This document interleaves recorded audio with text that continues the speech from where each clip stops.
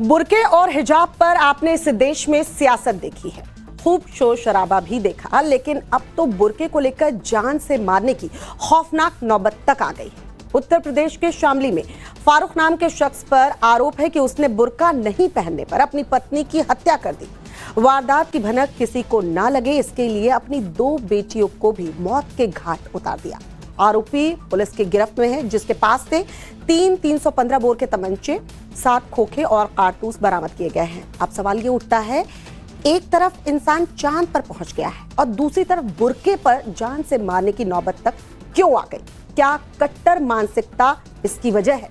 Burke को लेकर triple हत्याकांड पर मुस्लिम मोहल्लों का क्या कुछ कहना है? देखिए इस स्पेशल रिपोर्ट में।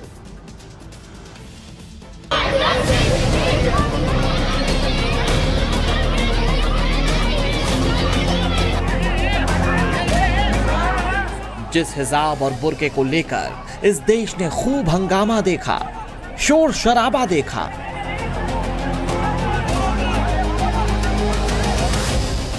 जिस हिजाब पहनी बच्ची को असदुद्दीन ओवैसी देश का प्रधानमंत्री बनना देखना चाहते हैं। इस देश की प्रधानमंत्री एक बच्ची हिजाब पहन के प्रधानमंत्री बनेगी।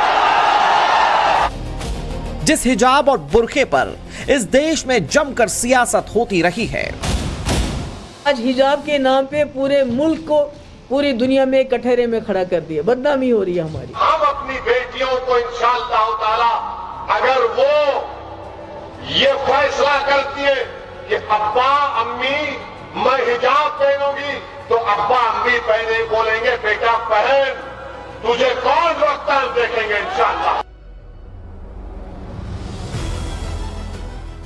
जो बुर्का इस देश में चुनावी मुद्दा बना, बुर्के में फर्जी वोटिंग का आरोप लगा। आरजेडी और कांग्रेस में और उनके सहयोगी दलों में, इंडी गठबंधन में फिर से एक उन्होंने शरारत शुरू की है, और वह शरारत शुरू की है विकास बनाम बुर्के का। कोई बुर्का में आया है और उसका वोट फर्जी हो रहा है, तो उसे देखने का, दिखाने का काम आंगनबाड़ी सेविका करेगी, और ये किसी को धर्म से नहीं लेना चाहिए। ये पाकिस्तान नहीं है जो यहाँ शरिया कानून है। जिस बुर्के को उठाने पर बिहार के मुख्यमंत्री नीतीश कुमार कट्टरपंथियों के निशाने पर हैं। किसी महिला की या किसी धर्म की लड़ाई नहीं है, ये सारी इंसानियत की लड़ाई है। याद रखिए, चुप रहना भी जुर्म का साथ देना है। जितनी भी निंदा की जाए कम है। इनको अपने संवैधानिक पद से फौरन इस्तीफा देना चाहिए। जिस हिजाब और बुर्के को हटाने को लेकर आज भी लखनऊ में विरोध प्रदर्शन हो रहा है,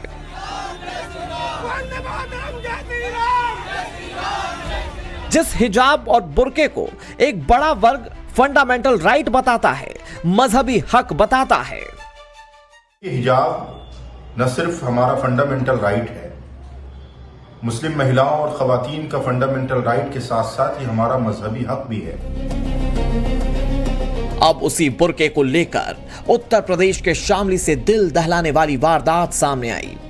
बुर्के को लेकर एक शख्स ने इंसानियत को ऐसे तार तार किया कि सुनकर आपके भी होश उड़ जाएंगे। शामली में फारूक नाम के शख्स ने बुर्के की झूठी शान में पूरे घर को शमशान बना दिया। पूरा मामला शामली के कांधला इलाके का है। आरोप यह है कि फारूक ने कथित इज्जत के नाम पर अपनी पत्नी ताहिरा और 2 मासूम बेटी आफरीन और सहरीन की बेरहमी से हत्या कर दी। पूछताछ में पता चला कि आरोपी पति पत्नी ताहिरा के बिना बुर्के मायके जाने से नाराज था, इसीलिए उसने हत्या की वारदात को अंजाम दिया। पत्नी के वापस ससुराल लौटने के बाद उसने पूरी प्लानिंग के तहत इस वारदात को अंजाम दिया। किसी को भनक तक ना लगे, इसके लिए शौचालय के पास पहले ही गड्ढा खोद लिया गया, फिर मौका पाकर रात में पत्नी की गोली मारकर हत्या कर दी।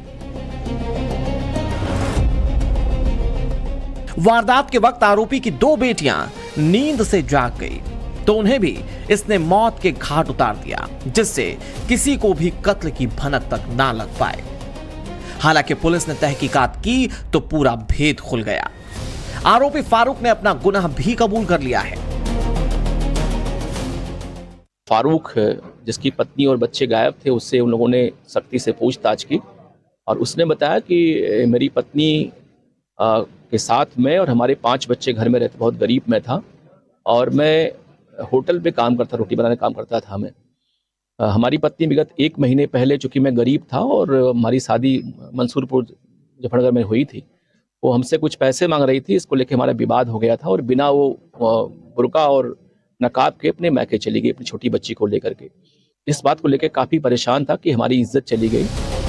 सुना आपने, एसपी साहब बता रहे हैं कि विवाद पैसे से शुरू हुआ, फिर बुर्के को लेकर विवाद और बढ़ा और फिर कत्ल तक पहुंच गया।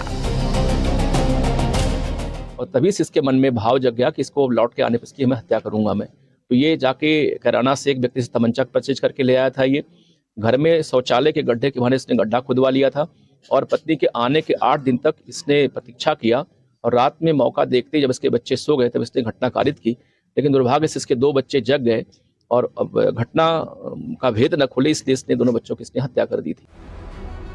सवाल है कि क्या सच में फारूक ने कट्टर मानसिकता की वजह से पत्नी और 2 बच्चों को मार दिया?